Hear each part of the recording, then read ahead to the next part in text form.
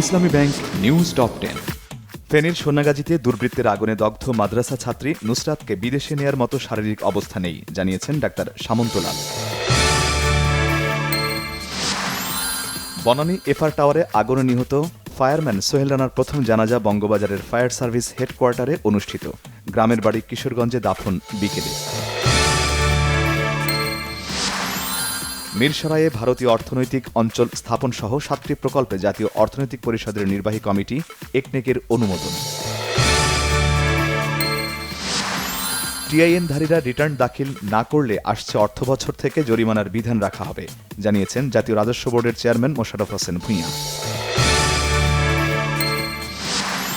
রাজধানীতে বাস চাপায় নিহত ছাত্র আবরারের পরিবারকে 10 লাখ টাকা ক্ষতিপূরণ দেওয়ার আদেশ আপিল বিভাগে বহাল।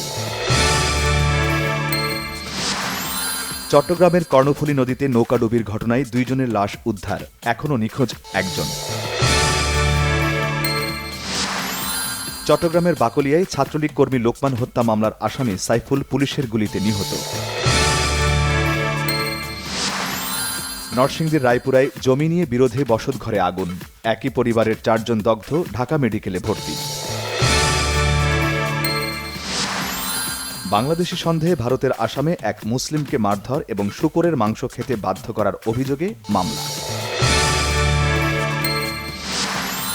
ওয়েস্ট হামের বিপক্ষে প্রতিশোধের জয় নিয়ে ইংলিশ প্রিমিয়ার লিগের 3য় স্থানে ফিরেছে চেলসি।